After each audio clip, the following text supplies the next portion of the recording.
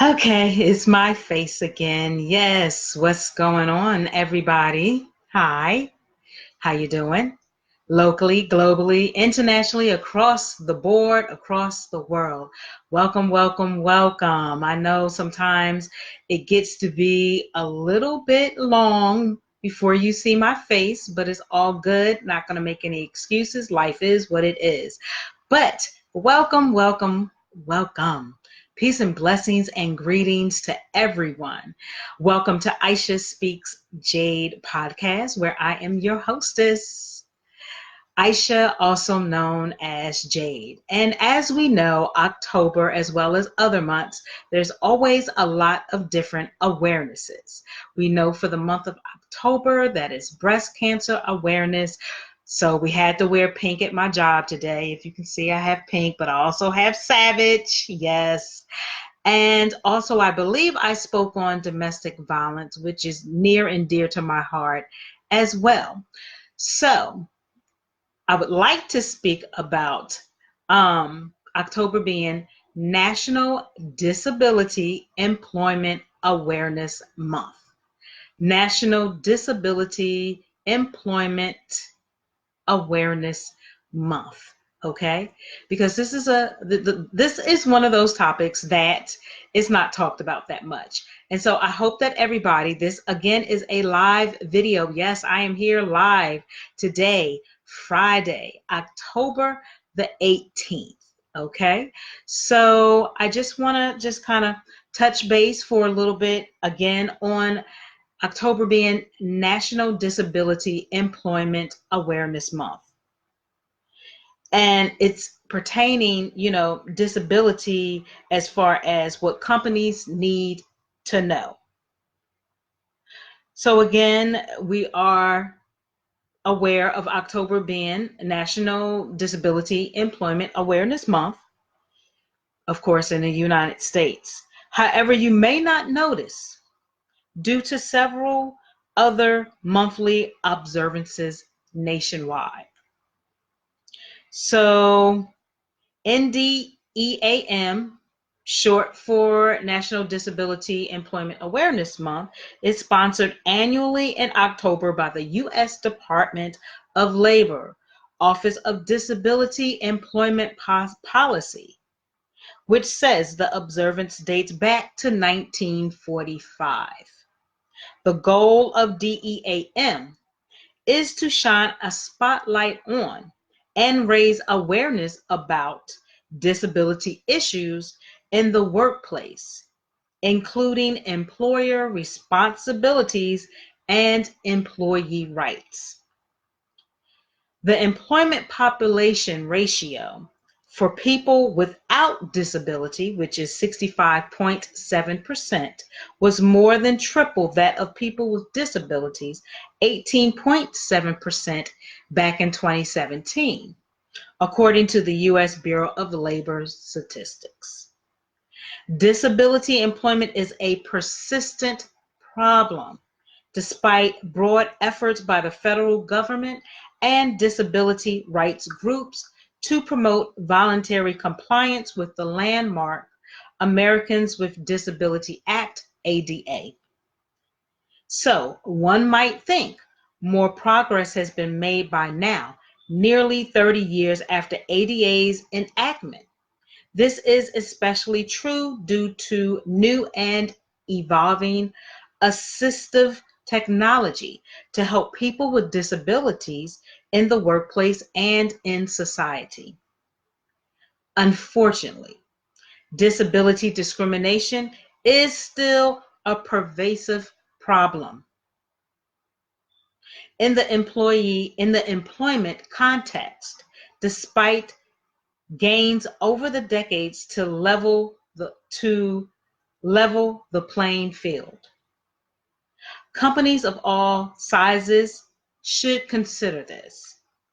People with disabilities represent a vast pool of untapped talent in a competitive domestic labor force where the national unemployment rate is nearing historic lows, okay?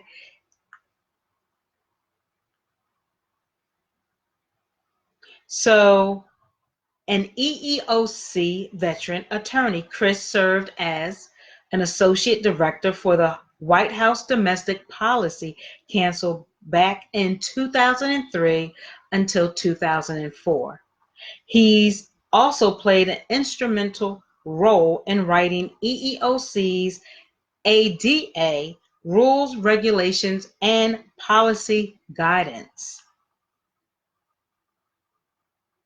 Employers nationwide would be wise to pay close attention to what Chris has to say in order to foster discrimination-free work environments based on talent, merit, and ability to do the job for people with or without a disability. So there was a conversation with Chris presented in a question and answer format, which covers the following employment issues as follows: workforce diversity and disability, disability population and employment, reasonable accommodations, leadership from the top, myth, fears, and stereotypes, accessibility and technology, EEOC enforcement, training and outreach, and genetic discrimination in the workplace. So I just wanted to really read a little bit of this because disabilities to me vary. Of course, different forms of physical disability. And there's mental disability, especially if you make your workplace aware that you have mental disabilities, and then if they can see that you have a physical disability. Though changes are coming along, it's still a very important situation because people see people with a disability and feel that they can't do their job, that they're slow or stupid, right? They make fun of them, they tease them, they disrespect them, okay? And just discriminate against them. They don't have certain accommodations for them. What else did I want to say? And, you know, individuals with a disability are very smart and intelligent, right? They could be leaders at the top of their game, but yet a lot of these corporations will knock them and put someone else in that place, a lot of times probably because of a disability. And let me say this, and this is a general statement, not intended for any one or two particular people. This is just a general statement. People, if you have a loved one, or if you have a significant other, husband, wife, allow them to be their best selves despite the disability. You'll be amazed and surprised. People with no arms or very, short or small arms. I want to say this without sounding stupid or, no disrespect intended, but individuals who have disabilities, whatever that looks like, let me say that. They're very smart, they're very talented. They can do just as much as a quote unquote normal individual can do. So please, please stop holding people back, holding your loved ones or your husbands, your wives, significant others, partners. Stop holding them back. Allow them to be their best selves. Advocate and be an ally for them, okay? Because what you're going to wind up doing is holding them back. They're going to wind up potentially having a grudge against you because you did not allow them to be their best selves. So I just wanted to bring that little bit. You yourself can take the time to follow up if you choose to read more into the National Disability Employment Awareness Month if you decide to. Okay, there's lots of organizations. You can inquire if you want to. Just please let them be their best selves. Okay, so with that being said, I didn't want to stay too long with this. I would love for you guys to follow me if you are not. I think those that may have been live, and if you weren't live, definitely just listen to the replay afterwards. And also here, as I believe I was kind of saying, some candidates have all the qualifications that an employer requires. However, what's standing in the way is myths, fears, and stereotypes. Okay? So we have to stop doing that. So the safety risks associated with mental disabilities are no greater than those associated with the population generally. Safety concerns also occur due to some physical conditions, not only mental impairments. Yes, yes, yes. There's individuals who have disability and have their own businesses and they're successful at it. Okay. Again, the 60 million number sounds consistent with an upward trend in those estimates, about 20 million more people compared to when the ADA was passed back in 1990. Just reading some highlights. We also provide outreach and technical assistance to employers, which complements enforcement. And under GINA, have to say this before I get off. So the Genetic Information Non-Discrimination Act of 2008, short for GINA, G-I-N-A, is the most recent of the civil rights law for which the agency has authority. So under GINA, G-I-N-A, employers cannot